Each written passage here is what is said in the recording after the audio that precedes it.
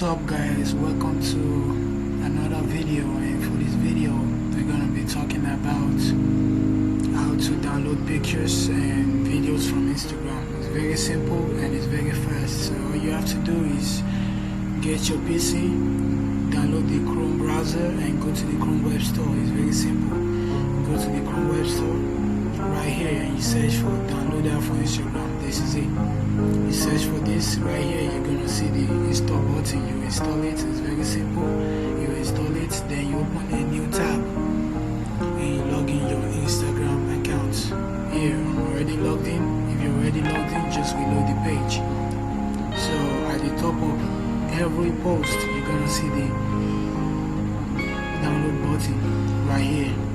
You're gonna say, so just click on it. It's simple.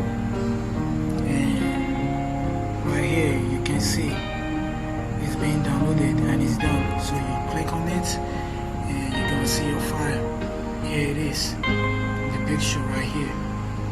So that's all it takes. Just get the extension, log in your Instagram account and download the video or picture you want to download. So that's it guys. So thanks for watching this video. Please don't forget to share my videos, and subscribe to my channel. So thank you.